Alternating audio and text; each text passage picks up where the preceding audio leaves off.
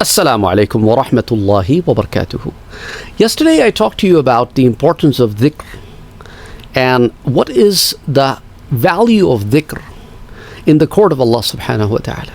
So a brother asked a question, okay, how much dhikr should we do? Well, first of all, you need to understand one thing. When Allah subhanahu wa ta'ala says, أَلَا بِذِكْرِ اللَّهِ تَطْمَئِنُّ الْقُلُوبِ, doesn't the dhikr of Allah subhanahu wa ta'ala bring patience and tranquility and peace to your heart?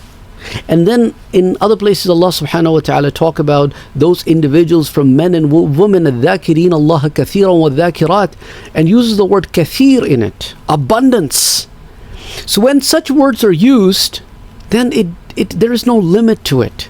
There's no limit put on it, however much you can. And dhikr is not bounded or confined by saying with your tongue. Dhikr of Allah is the way of life. Each and every action of yours must be in accordance with the teachings of Islam. That to an extent where, let me give you some narrations to help you understand that even better.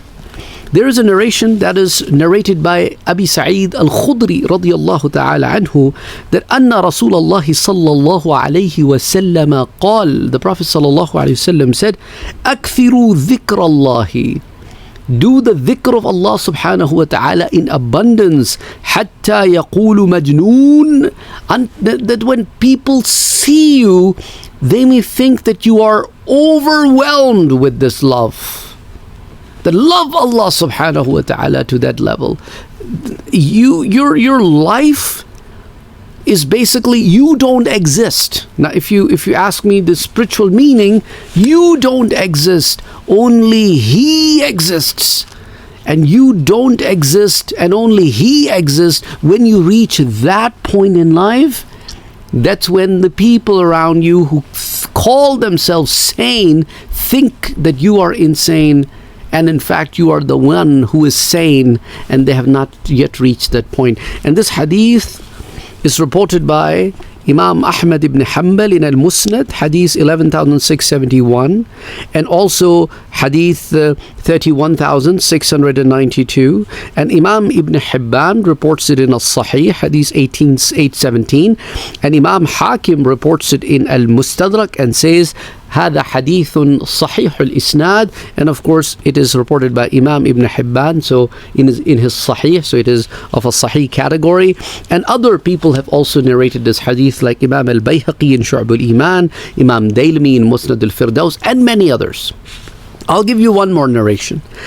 This narration is reported by Abdullah ibn Abbas radiyallahu anhu, the cousin of the Prophet and son of the Prophet's uncle Abbas.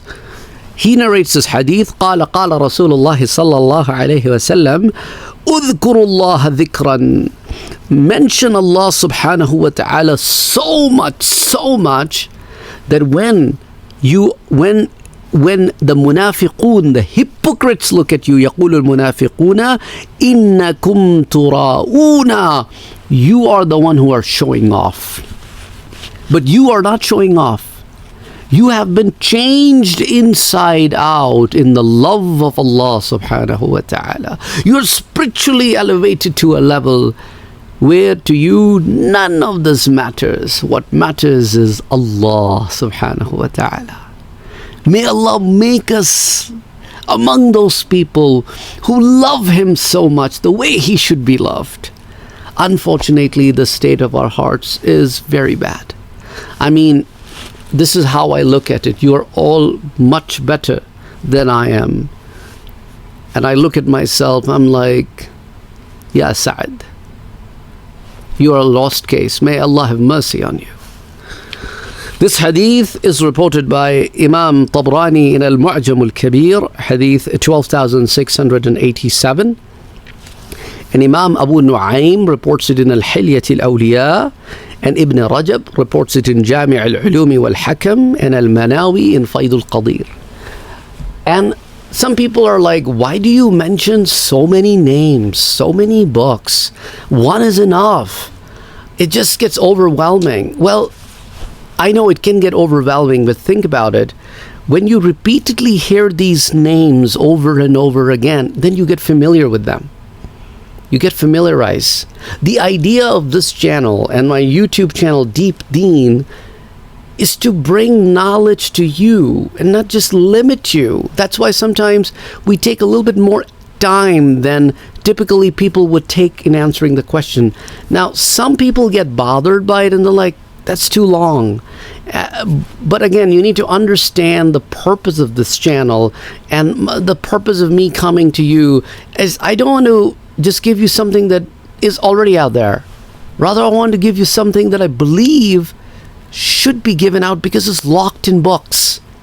Now, how many of you, let me know in the comment section below, already knew about these narrations that I told you today? And I hope this helps us all understand and make and may Allah subhanahu wa ta'ala make us those who actually work on becoming an individual that Allah is pleased with. Ameen. Allahumma salli ala Muhammadin wa ala ali Muhammad.